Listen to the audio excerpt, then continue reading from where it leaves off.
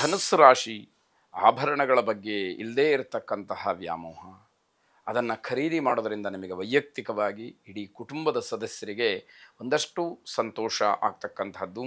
ಕಳಂಕರಹಿತವಾದಂತಹ ಕೆಲಸಕ್ಕೆ ಮಾರ್ಗದರ್ಶನವನ್ನು ಮಾಡಿ, ಹಾಗೆ ನೀವು ಕೂಡ ಕಳಂಕರಹಿತವಾದಂತಹ ಕೆಲಸಕ್ಕೆ ಮಾರ್ಗದರ್ಶನವನ್ನು ಪಡ್ಕೊಳ್ಳಿ. ಆ ಪ್ರಯತ್ನವನ್ನು ಮಾಡಿ ಅದು ಉಭಯತ್ರರಿಗೆ ಗೌರವವನ್ನು ತರ್ತಕ್ಕಂಥದ್ದಾಗತ್ತೆ. ಉತ್ತಮವಾದಂತಹ ಶ್ರೇಷ್ಠವಾದಂತಹ ಅಥವಾ ಜಗತ್ತು ಲೋಕ ಪ್ರಶಂಸೆ ಮಾಡ್ತಕ್ಕಂತಹ ಸಾಧನೆ ಏನಿದೆ ಅಂತಹ ವ್ಯಕ್ತಿಗಳ ಸಂಪರ್ಕವನ್ನು ಮಾಡಿ ಅವರಿಂದ ಒಂದಷ್ಟು ಮಾರ್ಗದರ್ಶನವನ್ನು ಪಡ್ಕೊಳ್ಳಿ. ಅವರ ಮಾರ್ಗದರ್ಶನದ ಮೇಲೆ ನೀವು ನಡೆಯುವಂತಹ ಸತ್ಸಂಕಲ್ಪವನ್ನು ಮಾಡಿ. ಇದು ನಿಮಗೆ ಭವಿಷ್ಯದಲ್ಲಿ ಒಳಿತನ್ನು ಮಾಡ್ತಕ್ಕಂಥದ್ದಾಗತ್ತೆ. ಸಂಬಂಧಿಕರಲ್ಲಿ ಸೈದ್ಧಾಂತಿಕವಾದಂತಹ ವಿಚಾರಕ್ಕೆ ನಿಷ್ಠುರವನ್ನು ಮಾಡಿಕೊಳ್ತೀರಿ. ಯಾವುದೋ ಒಂದು ಶಾಸ್ತ್ರವೋ ಅಥವಾ ಇನ್ನೊಂದು ಅಂಶವೋ ಅದನ್ನು ಪ್ರಧಾನವಾಗಿ ಆಧಾರವಾಗಿ ಇಟ್ಟುಕೊಂಡು ಅದರಂತೆ ನಡೆಯೋದಕ್ಕೆ, ಅದರಂತೆ ವಿಚಾರ ಮಾಡೋದಕ್ಕೆ ಮುಂದಾಗ್ತೀರಿ. ಬೇರೆಯವರು ತಮ್ಮ ಅನುಭವವನ್ನು ಅಲ್ಲಿ ಏನೂ ಪ್ರಯೋಜನಕ್ಕೆ ಬರಲಿಲ್ಲ ಅನ್ನುವ ಹಾಗೆ ಮಾಡಿಬಿಡ್ತೀರಿ. ಅದು ನಿಷ್ಠುರಕ್ಕೆ ಕಾರಣ ಆಗುವಂಥದ್ದು. ಅವನು ಹೇಳಿದ್ದೇ ನಡಿಬೇಕು, ಅವಳು ಹೇಳಿದ್ದೇ ನಡಿಬೇಕು ಅಂತಕ್ಕಂತಹ ಮಾತು, ಆಪಾದನೆ ನಿಮ್ಮ ಬಗ್ಗೆ ಬರುವಂಥದ್ದಾಗಬಹುದು. ಕುಲದೇವರನ್ನು ವಿಶೇಷವಾಗಿ ಪ್ರಾರ್ಥನೆ ಮಾಡಿ. ಶುಭವಾಗಿ. ಮಕರ ರಾಶಿ, ಸಮಯಕ್ಕೆ ಹೆಚ್ಚಿನ ಪ್ರಾಧಾನ್ಯತೆಯನ್ನು ಕೊಡಿ. ಕಾಲೋ ಜಗದ್ಭಕ್ಷಕಃ ಎಂಬತಕ್ಕಂತಹ ಮಾತು ಆ ಸಮಯ ಇಡೀ ಜಗತ್ತನ್ನು, ಇಡೀ ಜಗತ್ತಿನ ವಹಿವಾಟನ್ನು ನುಂಗಿ ಹಾಕಿಬಿಡುತ್ತೆ. ಹಾಗಾಗಿ ಕಳೆದಂತಹ ಸಮಯ ಮತ್ತೆ ಬರುವುದಿಲ್ಲ ಅನ್ನುವಂಥದ್ದು ಮುಖ್ಯ. ವಿದ್ಯಾರ್ಥಿಗಳು ಪರಸ್ಪರವಾಗಿ ಜಗಳ ಮಾಡ್ಕೊಳ್ತಕ್ಕಂತಹ ಒಂದು ಸಂದರ್ಭ ಎದುರಾಗತ್ತೆ. ಆದರೆ ವಿವೇಚನೆಯನ್ನು ಕಳ್ಕೊಳ್ಳದಲೇ ಜಗಳವನ್ನು ತಪ್ಪಿಸಿ ನೀವು ಸಮಾಧಾನಕರವಾಗಿ ಮಾತಾಡ್ಕೊಳ್ತಕ್ಕಂತಹದ್ದು, ಏನೋ ಒಂದಷ್ಟು ಹೊಂದಾಣಿಕೆಯನ್ನು ಮಾಡಿಕೊಂಡು, ರಾಜಿಯನ್ನು ಮಾಡಿಕೊಂಡು ಅನ್ಯೋನ್ಯವಾಗಿರ್ತಕ್ಕಂಥದ್ದು ವಿದ್ಯಾರ್ಥಿ ಜೀವನಕ್ಕೆ ಒಂದು ಮೆರಗು, ನಿಮ್ಮ ಜೀವನದಲ್ಲಿ ವಿಶೇಷವಾದಂತಹ ಘಟ್ಟ ಅಂತ ಹೇಳಿ ಅನ್ನಿಸಬಹುದು. ಮನಸ್ಸು ಏಕಾಗ್ರತೆಯಿಂದ ಕೆಲಸವನ್ನು ಮಾಡಿದರೆ ಬಹಳ ಒಳ್ಳೆಯದು. ಯಾಕೆ ಅಂತಂದರೆ ಯಾವಾಗ ಏಕಾಗ್ರತೆ ತಪ್ಪುತ್ತೆ ಆಗ ವಿವೇಚನೆಯನ್ನು ಕಳ್ಕೊಳ್ತೀವಿ. ಸರಿತಪ್ಪುಗಳ ಒಂದು ತಿಳುವಳಿಕೆ ಕಡಿಮೆ ಆಗ್ತಾ ಹೋಗುತ್ತೆ. ಮನಸ್ಸಿಗೆ ಅನಿಸಿದ್ದನ್ನು ಆ ಸಮಯಕ್ಕೆ ಏನು ಮನಸ್ಸಿಗೆ ಬರುತ್ತೋ ಆ ಕೆಲಸವನ್ನು ಮಾಡುವಂಥದ್ದಾಗತ್ತೆ. ವಿದ್ಯಾರ್ಥಿಗಳು ಓದಿನ ಬಗ್ಗೆ ಹೆಚ್ಚು ಗಮನವನ್ನು ಕೊಡಬೇಕಾದಂಥದ್ದು. ನಿಮ್ಮ ಜೊತೆಯಲ್ಲಿ ಕೆಲಸ ಮಾಡ್ತಕ್ಕಂಥವರ ವರ್ತನೆ ನಿಮ್ಮ ಮನಸ್ಸಿಗೆ ಬಹಳ ಅಹಿತವನ್ನು ಉಂಟು ಮಾಡುತ್ತೆ.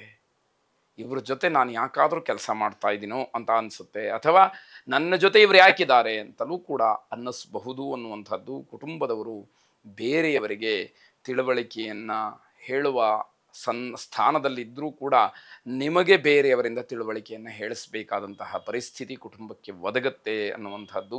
ಸಮಯದ ಬಗ್ಗೆ ತಾತ್ಸಾರವನ್ನು ಮಾಡಿದರೆ ಅವಕಾಶವನ್ನು ಕಳ್ಕೊಳ್ತೀರಿ, ಅವಕಾಶ ವಂಚಿತರಾಗ್ತೀರಿ, ಆಗ ದೊಡ್ಡ ನಷ್ಟವಾಗತ್ತೆ ಎನ್ನುವಂಥದ್ದು.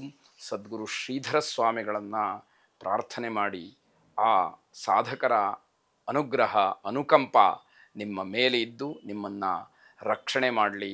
ಅನುಕೂಲ ಇದ್ದವರು ನಮಃಶಾಂತಾಯ ದಿವ್ಯಾಯ ಸತ್ಯಧರ್ಮಸ್ವರೂಪಿಣೇ ಸ್ವಾನಂದಾಮೃತ ತೃಪ್ತಾಯ ಶ್ರೀಧರಾಯ ನಮೋ ನಮಃ ಎಂಬುದಾಗಿ ಪ್ರಾರ್ಥನೆಯನ್ನು ಮಾಡಿ ಎಂಬುದಾಗಿ 11 ಬಾರಿ ಹೇಳ್ಕೊಳ್ಳಿ. ಶುಭವಾಗಿ. ಕುಂಭರಾಶಿ, ಕಠಿಣ ಪರಿಶ್ರಮಕ್ಕೆ ತಕ್ಕ ಪ್ರತಿಫಲ ಸಿಕ್ಕುವಂತಹ ದಿವಸವಾಗತ್ತೆ.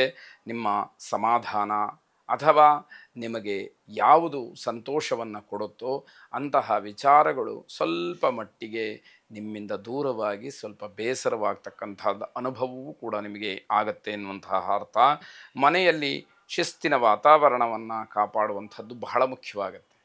ಯಾವಾಗ ಅಶಿಸ್ತು ಆವರಿಸುತ್ತೋ ಆಗ ಎಲ್ಲವೂ ಕೂಡ ಅಸ್ತವ್ಯಸ್ತವಾಗ್ತಕ್ಕಂಥದ್ದಾಗತ್ತೆ.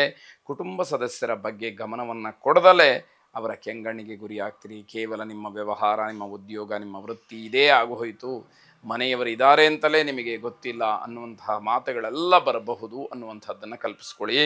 ಮನೆಯಲ್ಲಿ ಎಲ್ಲರೂ ಕೂಡ ನಿಮ್ಮನ್ನು ದೂಷಣೆ ಮಾಡ್ತಕ್ಕಂತಹ ವಾತಾವರಣ ಹೆಚ್ಚಾಗಿರುತ್ತೆ. ನಿಮ್ಮ ಕುಟುಂಬದ ಕಡೆಗೆ ಅಗತ್ಯವಾಗಿ ಗಮನವನ್ನು ಕೊಡಿ ಅನ್ನುವಂಥದ್ದು. ಬೇರೆಯವರ ಸಮಸ್ಯೆಯನ್ನು ಪರಿಹರಿಸುವಲ್ಲಿ ನೀವು ಬಹಳ ಮುಂಚೂಣಿಯಲ್ಲಿರ್ತೀರಿ. ಅದರಲ್ಲಿ ನೀವು ಯಶಸ್ಸನ್ನು ಕಾಣ್ತೀರಿ, ಬೇರೆಯವರಿಗೆ ಉಪಕಾರವನ್ನು ಮಾಡ್ತೀರಿ ಅನ್ನುವಂಥದ್ದು. ಅತಿಯಾದಂತಹ ಕೆಲಸದ ಒತ್ತಡ ದೈಹಿಕವಾಗಿ ಮಾನಸಿಕವಾಗಿ ತುಂಬ ಆಯಾಸವನ್ನು ಉಂಟು ಮಾಡುವಂಥದ್ದಾಗತ್ತೆ. ಗಣಪತಿಯನ್ನು ವಿಶೇಷವಾಗಿ ಪ್ರಾರ್ಥನೆ ಮಾಡಿ. ಶುಭವಾಗಿ. ಕೊನೆಯದಾಗಿ ಮೀನರಾಶಿ, ನಿಮಗೆ ಅಗತ್ಯ ಇದೆಯೋ ಇಲ್ಲವೋ ಗೊತ್ತಿಲ್ಲ, ಆದರೆ ಹೆಚ್ಚು ಹೆಚ್ಚು ಹಣ ಖರ್ಚಾಗ್ತಕ್ಕಂತಹ ಒಂದು ದಿವಸ ಅಂತ ಹೇಳಬೇಕು. ನಿಮ್ಮ ಒತ್ತಡವನ್ನು, ನಿಮ್ಮ ಶಿಸ್ತನ್ನು ಬೇರೆಯವರ ಮೇಲೆ ಹೇರಿ ಅಪಹಾಸ್ಯಕ್ಕೆ ಗುರಿಯಾಗ್ತೀರಿ.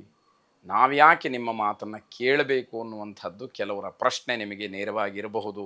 ಅದು ಕೂಡ ಅವಮಾನಕ್ಕೆ ಕಾರಣವಾಗತ್ತೆ ಎನ್ನುವಂತಹ ಅರ್ಥ.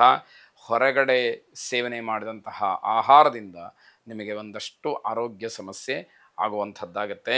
ಮನೆಯಿಂದ ಹೊರಗಡೆ ಹೋದಾಗ ಆಹಾರ ಸೇವನೆ ಮಾಡುವಂಥದ್ದನ್ನು ಆದಷ್ಟು ನೀವು ತಡೆ ಹಿಡಿಬೇಕು, ನಿಮ್ಮ ಹತೋಟಿಯಲ್ಲಿಟ್ಕೊಳ್ಬೇಕು. ಕೇವಲ ಬಾಯಿ ಚಪಲಕ್ಕೆ ಮಾತ್ರ ತಿಂದರೆ ಆರೋಗ್ಯದ ಮೇಲೆ ತುಂಬ ದುಷ್ಪರಿಣಾಮವನ್ನು ಬೀರ್ತಕ್ಕಂಥದ್ದಾಗತ್ತೆ. ಆರೋಗ್ಯದಲ್ಲಿ ಯಾವಾಗ ವ್ಯತ್ಯಾಸವಾಗತ್ತೆ ಆಗ ನಿಮಗೆ ಎಲ್ಲವೂ ಕೂಡ ಹಿನ್ನಡೆಗೆ ಕಾರಣವಾಗುತ್ತೆ.